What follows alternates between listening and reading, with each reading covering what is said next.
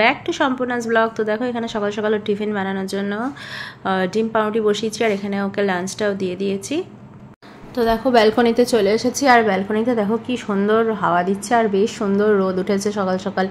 আর এখানে দেখো দুটো অপরাজিতা ফুলও মনে হচ্ছে ফুটবে। আর এদিকে দেখো গাছ জামা কাপড়গুলো মিলে দিয়েছি আর গাছে সকালবেলার প্রথম রোদটা যখন পড়েছে না, ব্যালকনিটা কি মিষ্টি যে লাগে তখন। আর আমার সকালটা যেহেতু এটা মানে সকালের রোদটা এত সুন্দর পড়ে তো খুব ভালো লাগে। আর জামা কাপড়গুলো কি হয় বেশ সুন্দরভাবে রোদ পেয়ে সকালবেলাতে একদম ভালো করে শুকিয়ে যায়। স্নান টান সমস্ত কমপ্লিট হয়ে গেছে, বেশ ফ্রেশ হয়ে নিয়েছি। তো চলো এবারে বিছানা তুলবো আর জল ভরবো, তারপর ব্রেকফাস্ট করবো।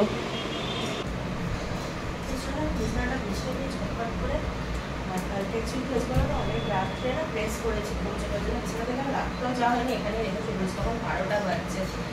তো আর বললো এনার্জি বারণই করছিল পড়তে, কিন্তু আমি দেখলাম যে প্রেসটা না করে রাখলে না সকালবেলাতে ওটা তো একটা তাড়াহুড়ো হবে না, দিয়ে তখন অফিস চলে যাবে গিলে প্রেস করে নেওয়া করে। আর ওটা আমার একদম পছন্দ হয় না, একটু কষ্ট হলেও সকালবেলা উঠে করে দিয়েছি। দেখো আজকে আমাদের প্রায় কাল থেকে আমাদের ভালো রোদটা উঠছে, রোদটা উঠলে খুব সুবিধাও হয় জামা কাপড়গুলো কাচার। এখন অত বর্ষাকাল তো ছাদে যাই না, কেচে কুচে ব্যালকনিতেই মিলে দিই, কারণ ব্যালকনিতে ভালোই রোদ দেয়, ওই জন্য কেচে ব্যালকনিতেই মিলে দিই। ওখান থেকে মোটামুটি শুকিয়ে গেলে তারপরে যদি কোনটা প্রেস করতে হয় প্রেস করে নিই, আর যেগুলো না করতে হয় সেগুলো গুছিয়ে নিই। তো যাই হোক আজকে বেশ খিদেও পেয়েছে, তো ঝটপট জামা কাপড়গুলো গুছিয়ে নিয়ে কি বলে বিছানাটা গুছিয়ে নিয়ে এবার যাবো খেতে। কি ব্রেকফাস্ট করবো সেটাই ভাবছি, খেয়ে নেবো না আগে আপাতত একটু শরবত জল খাই, তারপর ফাইনালি ডিসাইড করবো।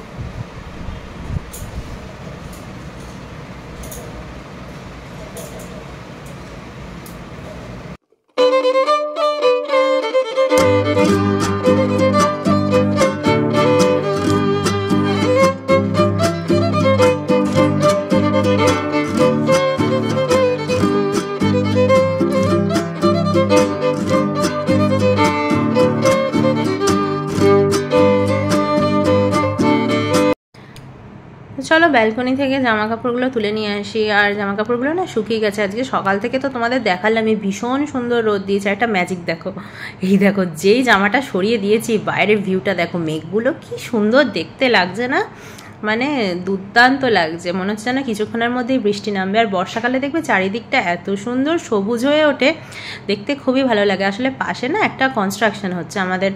তো যাই হোক চলো জামা কাপড়গুলো তুলে নিয়ে, আর তুলে না ঝটপট গুছিয়েও নিতে হবে, না হলে না প্রচুর জমে যাবে।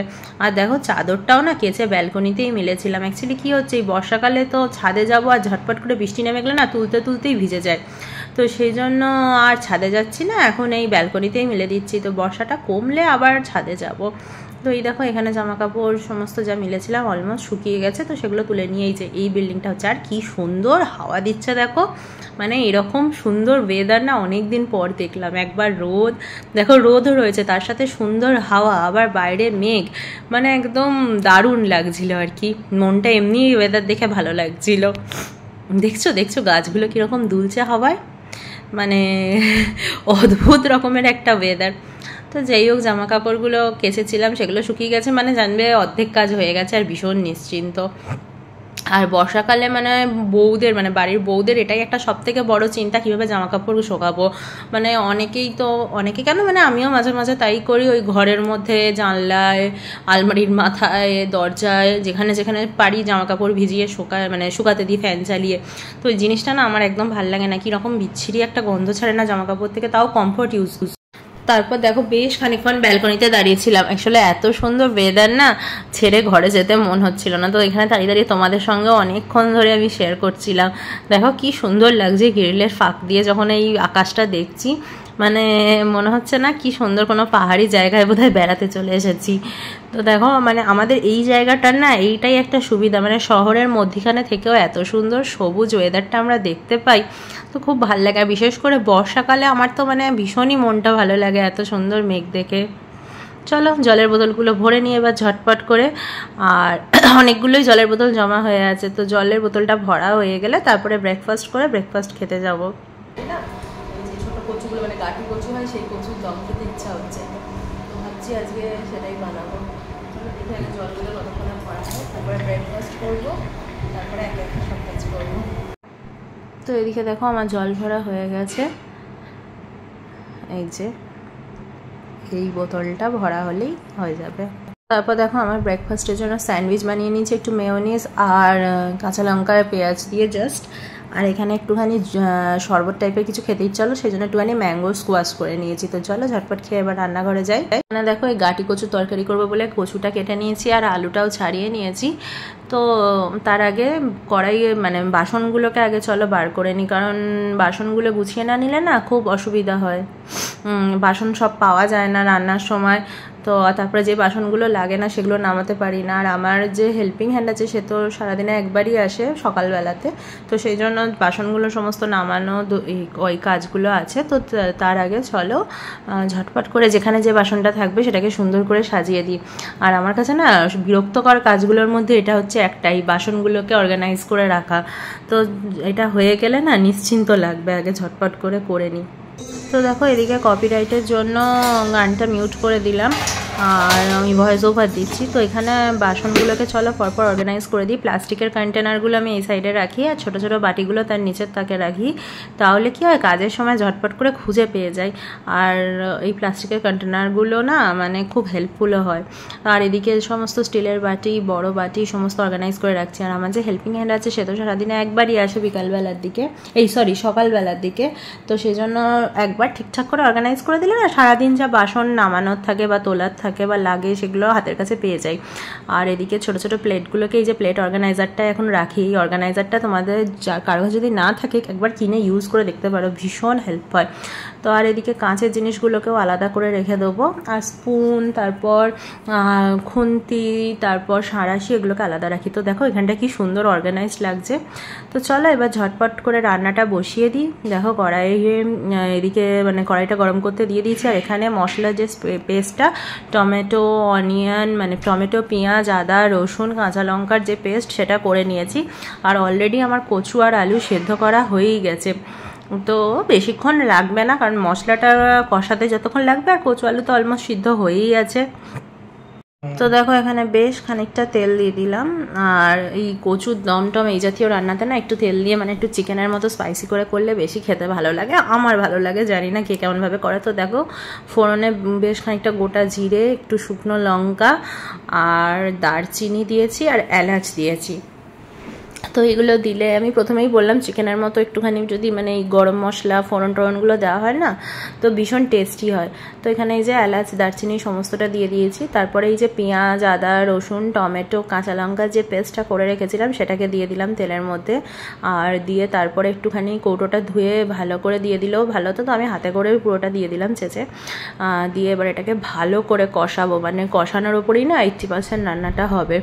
তো এই যে এটাকে ভালো করে দিয়ে কষাচ্ছি, এবার কষাতে কষাতে এর মধ্যে ড্রাই স্পাইসেস দেবো। তো তার আগে একটু চিনি আর নুনও দিয়ে দেবো, তাহলে কি হবে চিনিটা তেলের মধ্যে আগে দিয়ে দিলে আরও ভালো হতো, তাহলে রান্নার কালারটা খুবই ভালো আসতো।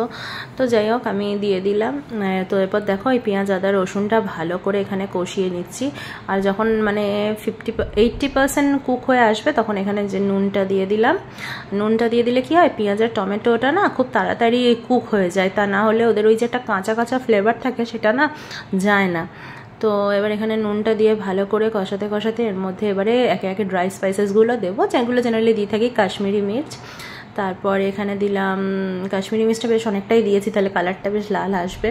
তো তারপরে দিয়েছি হলুদ গুঁড়ো, ধনে গুঁড়ো, জিরে গুঁড়ো সব দিয়ে খুব ভালো করে কষিয়ে নিয়েছি। দেখো এখানে ধনে গুঁড়োটাও দিয়ে দিলাম, আর ধনে গুঁড়ো সেন্টটা না এই দম টাইপ রান্নাতে খুব সুন্দর লাগে। আর জিরে গুঁড়ো দিয়ে আর একটু মনে হলো হলুদটা কম হয়েছে তো সেজন্য হলুদটা দিয়ে দিলাম।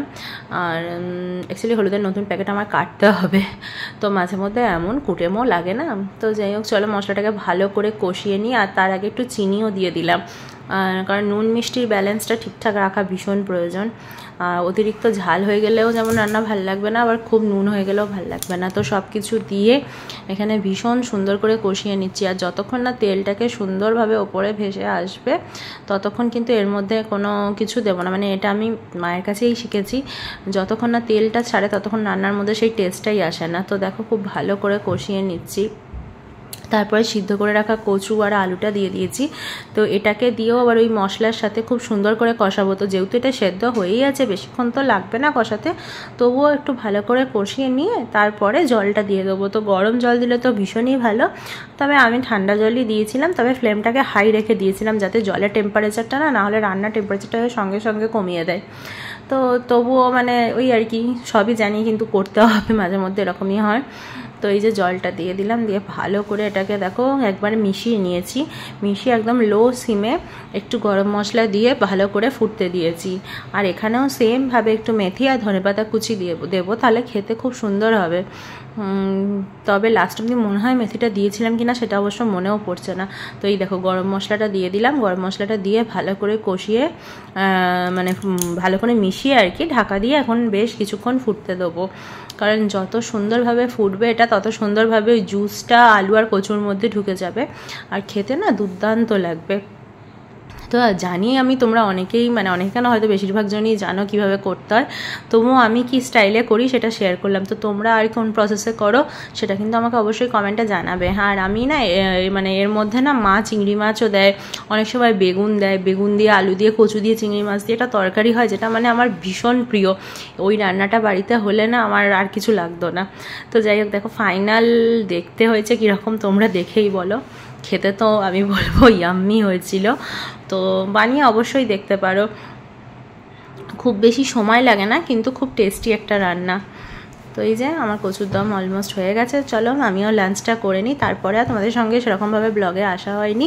তো এই দেখো সন্ধ্যাবেলাতে একটু চা করে নিচ্ছি। অ্যাকচুয়ালি ওর শরীরটা ভালো নেই, কাশি হচ্ছিলো খুব, তো সেই জন্য এখানে তুলসী পাতা, আদা, একটু এলাচ না লবঙ্গ এই দিয়ে না ওই কাঢ়া চায়ের মতো করে দিচ্ছিলাম। তো এইটাকে ভালো করে থেতো করে দিয়ে দিয়েছি। আর তারপর একটুখানি আমরা বেরিয়েছি। আর বৃহস্পতিবারের প্যাকেটটা কিনে নিয়ে আসি। আর আমাদের এই চত্বরে না সোসাইটিতে একটা এত সুন্দর মাঠ আছে, হেভি লাগে, এটা আমাদের বিল্ডিং থেকে দেখা যায় যেই। তো যাই হোক নিয়ে আসি। তো দেখো আমরা মাঝে মধ্যে এরকম করে ঘুরতে বেরোই। আর এই চত্বরের রাস্তাগুলো আমার ভীষণ ভালো লাগে, এত সুন্দর ফাঁকা ফাঁকা আর হাওয়া দেয় আর ভীষণ পরিষ্কার, সব থেকে যেটা ভালো লাগে। তো চলো তারপর ভাবছি কিছু একটু খাবো আর একটু টুকটাক কয়েকটা জিনিস নেওয়ার আছে। আর এই সোসাইটির বিল্ডিংটার ফ্ল্যাটগুলো দেখো প্রত্যেকটা লাইট জ্বলছে, মানে এত ভালো লাগে না আমার দূর থেকে দেখতে। তো আমি যতবারই এখানে যাই তোমাদের সঙ্গে ক্লিপটা শেয়ার করি। তো তারপরে দেখো দিদির দোকানে চলে এসেছি ফুল নিতে। আর এই দিদির কাছে না বৃহস্পতিবারের প্যাকেটটা ভীষণ সুন্দর, মানে টাটকা ফুলে হয়, আরও অনেক জায়গাতেই পাওয়া যায়, তবে এই দিদির ফুলগুলো ভীষণ টাটকা হয়। তো দেখো এখানে বেল, জুঁই, দুব্বো যা যা লাগে সব দিয়ে প্যাকেট করে দিল। আর তারপরে চলে এলাম আমাদের এখানে একটা ওই সিটি স্কোয়ার টাইপের আছে, তো সেখানে সামনে না একটা বসার জায়গা মতো করা আছে। আর সেখানে এসে আমরা মাঝে মধ্যেই বসে বসে গল্প করি, আর জায়গাটা আমার ভীষণ ভালোও লাগে। এই যে এখানে আর উল্টো দিকে দেখছিলাম অলরেডি দুর্গাপুজোর প্যান্ডেল হওয়া শুরু হয়ে গেছে। তো আমরা গল্প করছিলাম আর বলছিলাম, আর পুজো তো দেখো বেশি দিন দেরিও নেই। আর এই দেখো উল্টো দিকে কত গাড়ি যাচ্ছে, যতদূর সম্ভব এটা ক্লাব সেন্ট্রাল বা এরকম কিছু নাম। তো চলো আজকে ব্লগটা এখানেই এন্ড খুঁজছি। ব্লগটা ভালো লাগলে চ্যানেলটা প্লিজ লাইক শেয়ার সাবস্ক্রাইব করো, আর অবশ্যই কমেন্ট করে জানিও ব্লগটা কেমন লাগলো তোমাদের। দেখা হবে নতুন একটা ব্লগে। Till then tata, good night, by.